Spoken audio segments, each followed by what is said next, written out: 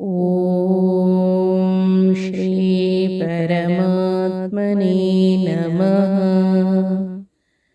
ಶ್ರೀ ವಿಷ್ಣು ಸಹಸ್ರನಾಮ ಸ್ತೋತ್ರಂ. ಓಂ ಶ್ರೀ ಗುರುಭ್ಯೋ ನಮಃ.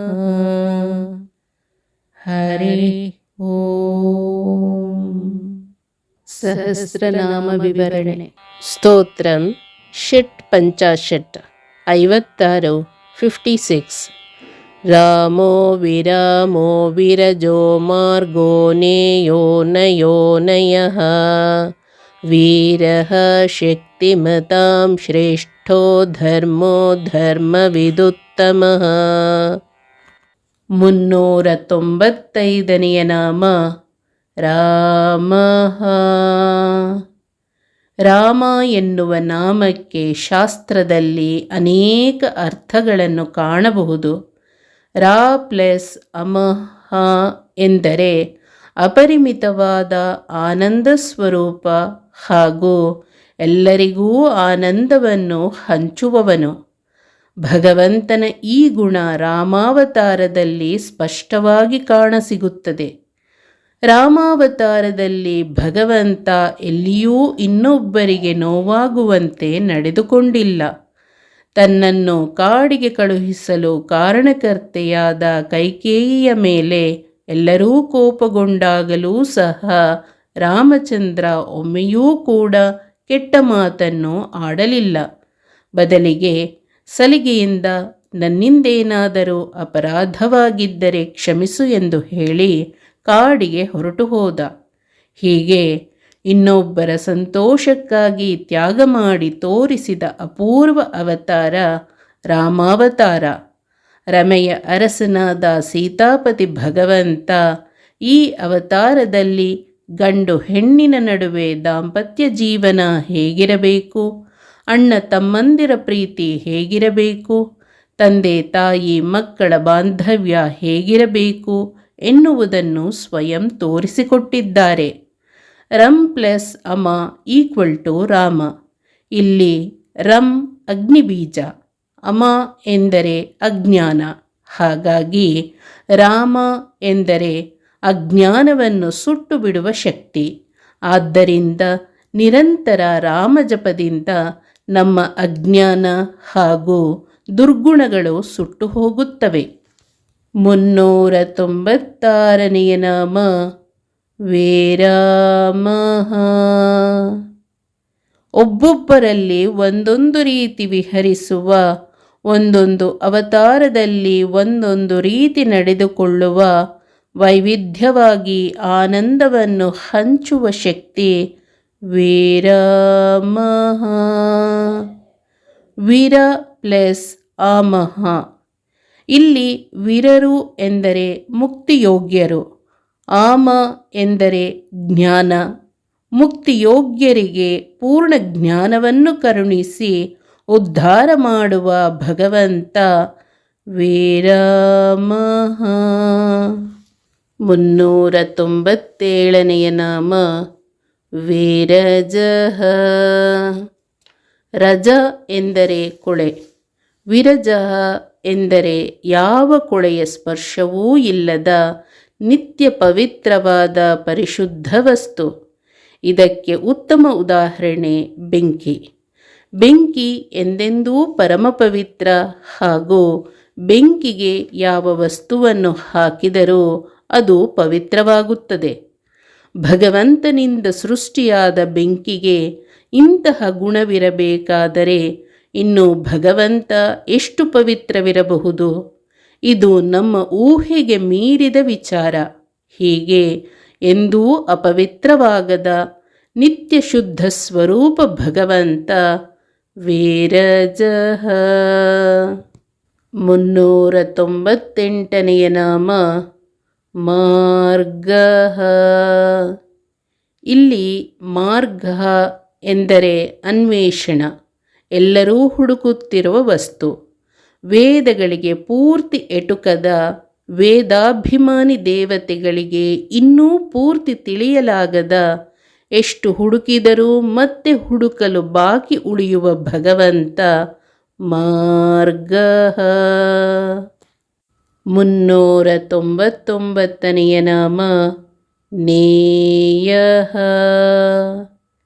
ಎಷ್ಟು ಹುಡುಕಿದರೂ ಸಿಗದ ಭಗವಂತ ತನ್ನ ಭಕ್ತರು ಭಕ್ತಿಯಿಂದ ಕರೆದಾಗ ಕರೆದಲ್ಲಿಗೆ ಬಂದು ಸಲಹುತ್ತಾನೆ. ಇಂತಹ ಹೃತ್ಕಮಲ ಮಧ್ಯ ನಿವಾಸಿಯಾಗಿರುವ ಭಗವಂತ ನೇಯ. ಸಹಸ್ರನಾಮ ವಿವರಣೆ 400. 400ನೆಯ ನಾಮ ನಯ. ಎಲ್ಲರನ್ನೂ ಪ್ರೇರೇಪಿಸುವ, ಎಲ್ಲ ನೀತಿ ನಿಯಮಗಳನ್ನು ಮಾಡುವ ಸ್ವರೂಪ ಭಗವಂತ ನಯ. 401ನೆಯ ನಾಮ ಅನಯ. ಎಲ್ಲರನ್ನೂ ನಿಯಂತ್ರಿಸುವ, ಅಜ್ಞಾನಿಗಳ ಅರಿವಿಗೆ ಬರದ, ಜ್ಞಾನಿಗಳ ಬಳಿ ಸದಾ ಮಗುವಿನಂತಿರುವ, ಯಾರ ನೀತಿ ನಿಯಮಗಳ ಕಟ್ಟುಪಾಡಿಗೂ ಸಿಲುಕದ, ತನ್ನ ನೀತಿಗೆ ತಾನು ಬದ್ಧನಾಗಿರುವ ಭಗವಂತ ಅನಯ. 402ನೆಯ ನಾಮ ವೀರ. ಇಡೀ ಜಗತ್ತನ್ನು ತನ್ನ ಪರಾಕ್ರಮದಿಂದ ಮಣಿಸಬಲ್ಲ ಶೌರ್ಯವುಳ್ಳವನು ವೀರ. ಈ ನಾಮವನ್ನು ಬಿಡಿಸಿ ನೋಡಿದಾಗ ವಿ ಪ್ಲಸ್ ಈರ ಎಂದಾಗುತ್ತದೆ. ವಿ ಎಂದರೆ ವಿಶಿಷ್ಟ, ಆದ್ದರಿಂದ ವೀರಃ ಎಂದರೆ ವಿಶಿಷ್ಟ ಜ್ಞಾನವನ್ನು ಪಡೆದ ಅಪರೋಕ್ಷ ಜ್ಞಾನಿಗಳನ್ನು ಪ್ರೇರೇಪಿಸುವ ಭಗವಂತ. ಈರ ಎಂದರೆ ಅಪರೋಕ್ಷ ಜ್ಞಾನಿಗಳಲ್ಲಿ ಅತೀ ಎತ್ತರದಲ್ಲಿರುವ ಪ್ರಾಣದೇವರು. ಇಂತಹ ಪ್ರಾಣದೇವರಿಗೆ ಜ್ಞಾನದ ವಿಶಿಷ್ಟ ಸ್ಥಾನವನ್ನು ಕೊಟ್ಟ ಭಗವಂತ ವೀರ. ಸಮಸ್ತ ವೇದಗಳ ಅಭಿಮಾನಿ ದೇವತೆಯಾದ ಗರುಡನನ್ನು ವಿ ಎನ್ನುತ್ತಾರೆ. ಗರುಡ ವಾಹನನಾಗಿ ಬರುವ ವೇದ್ಯನಾದ ಭಗವಂತನನ್ನು ತಿಳಿಯಬೇಕಾದರೆ ಮೊದಲು ವೇದವನ್ನು ತಿಳಿಯಬೇಕು. ವೇದದಿಂದ ತಿಳಿಯಲ್ಪಡುವ ಭಗವಂತ ವೀರ. 403ನೆಯ ನಾಮ ಶಕ್ತಿಮತಾಂ ಶ್ರೇಷ್ಠ. ಜಗತ್ತಿನಲ್ಲಿರುವ ಸರ್ವಶಕ್ತಿಗಳ ಮೂಲ ಭಗವಂತ. ಆರ್ಥಿಕ ಶಕ್ತಿ, ದೈಹಿಕ ಶಕ್ತಿ, ಭೌತಿಕ ಶಕ್ತಿ, ಜನಶಕ್ತಿ, ಹೀಗೆ ಯಾವುದೇ ರೂಪದ ಶಕ್ತಿ ಇರಲಿ ಅದನ್ನು ನಮಗೆ ಕೊಟ್ಟವ ಭಗವಂತ. ಭಗವಂತನ ಶಕ್ತಿ ನಮ್ಮಂತೆ ಬಾಹ್ಯವಲ್ಲ. ಆತ ಸ್ವರೂಪಭೂತವಾದ, ಶಾಶ್ವತವಾದ, ಅನಂತವಾದ, ಸ್ಥಿರವಾದ ಶಕ್ತಿ. ನಾವು ಭಗವಂತ ನಮಗೆ ಕೊಟ್ಟ ಶಕ್ತಿಯ ಅಹಂಕಾರದಲ್ಲಿ ಬದುಕುತ್ತೇವೆ. ಆದರೆ ನಮ್ಮ ಯಾವ ಶಕ್ತಿಯೂ ಸ್ಥಿರವಲ್ಲ. ಇಡೀ ಜಗತ್ತನ್ನು ಗೆದ್ದವ ಕೂಡ ಒಂದು ದಿನ ಸಾವಿಗೆ ಸೋಲಬೇಕು. ಭಗವಂತನ ಕಾಲಚಕ್ರ ಬ್ರಹ್ಮಾದಿ ದೇವತೆಗಳನ್ನೂ ಬಿಡುವುದಿಲ್ಲ. ಆದ್ದರಿಂದ ನಮ್ಮ ಶಕ್ತಿ ಕ್ಷಣಿಕ. ಹೀಗೆ ಶಕ್ತಿವಂತರಿಗೆಲ್ಲ ಹಿರಿಯ ಶಕ್ತಿ, ಮೂಲ ಶಕ್ತಿ ಸ್ವರೂಪ ಭಗವಂತ ಶಕ್ತಿಮತಾಂ ಶ್ರೇಷ್ಠ. 404ನೆಯ ನಾಮ ಧರ್ಮ. ಯಾವುದು ನಮ್ಮ ಬದುಕಿಗೆ ಆಧಾರವಾಗಿದೆಯೋ ಅದು ಧರ್ಮ. ಆದ್ದರಿಂದ ನಿಜವಾದ ಧರ್ಮ ಭಗವಂತ. ಭಗವಂತ ಒಂದು ವಸ್ತುವಿನ ಸ್ವರೂಪಭೂತವಾದ ಗುಣವನ್ನು ಅಭಿವ್ಯಕ್ತ ಮಾಡಿಸುತ್ತಾನೆಯೇ ಹೊರತು ಅಲ್ಲಿ ಇಲ್ಲದ ಗುಣವನ್ನಲ್ಲ. ವೈವಿಧ್ಯತೆ ಪ್ರಪಂಚ ಸೃಷ್ಟಿಯ ಸಹಜ ಕ್ರಿಯೆ. ವಸ್ತುವಿನ ಸಹಜ ಗುಣಕ್ಕನುಗುಣವಾಗಿ ಪ್ರಪಂಚ ಸೃಷ್ಟಿ ಮಾಡಿದ ಭಗವಂತ ಧರ್ಮ. 405ನೆಯ ನಾಮ ಧರ್ಮವಿದುತ್ತಮಃ. ನಿಜವಾದ ಧರ್ಮಜ್ಞ ಭಗವಂತನೊಬ್ಬನೇ. ಏಕೆಂದರೆ ಧರ್ಮ ಕಾಲಬಾಧಿತ. ಒಂದು ಕಾಲದ ಧರ್ಮ ಇನ್ನೊಂದು ಕಾಲದಲ್ಲಿ ಅಧರ್ಮವಾಗಬಹುದು.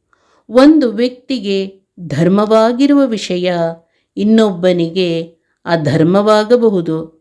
ಒಂದು ದೇಶದ ಧರ್ಮ ಇನ್ನೊಂದು ದೇಶಕ್ಕೆ ಅಧರ್ಮವಾಗಬಹುದು. ಆದ್ದರಿಂದ ಧರ್ಮ ಯಾವುದು ಎಂದು ಸಮಷ್ಟಿಯಾಗಿ ಹೇಳಲಾಗದು. ಧರ್ಮಕ್ಕೆ ಯಾವುದೇ ಮಾನದಂಡವಿಲ್ಲ. ಧರ್ಮ ಯಾವುದು ಎನ್ನುವುದು ಹೊರನೋಟದಿಂದ ಹೇಳಲಾಗದು.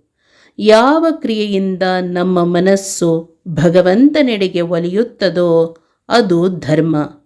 ಯಾವುದರಿಂದ ನಾವು ಭಗವಂತನನ್ನು ಮರೆಯುತ್ತೇವೋ ಅದು ಅಧರ್ಮ. ಮಹಾಭಾರತದಲ್ಲಿ ಶ್ರೀಕೃಷ್ಣ ಧರ್ಮವನ್ನು ವಿಶಿಷ್ಟವಾಗಿ ಎಲ್ಲರಿಗೂ ಹೇಳಿದ್ದನ್ನು ನಾವು ಕಾಣುತ್ತೇವೆ. ಇನ್ನೊಬ್ಬರ ಒಳಿತಿಗಾಗಿ ನಾವು ಸುಳ್ಳು ಹೇಳಿದರೆ ಅದು ಅಧರ್ಮವಲ್ಲ. ಧರ್ಮ ಎನ್ನುವ ವಿಷಯ ಕೃಷ್ಣ ಹೇಳುವ ತನಕ ಇನ್ಯಾರಿಗೂ ತಿಳಿದಿರಲಿಲ್ಲ. ಧರ್ಮವನ್ನು ತಿಳಿದವರಲ್ಲಿ ಉತ್ತಮನು ಭಗವಂತ. ಈ ಕಾರಣದಿಂದ ಧರ್ಮವಿದುತ್ತಮಃ ಎನ್ನುವುದು ಭಗವಂತನಿಗೆ ಅನ್ವರ್ಥನಾಮ. ಹರಿ ಓಂ. ಶ್ರೀಕೃಷ್ಣಾರ್ಪಣಮಸ್ತು.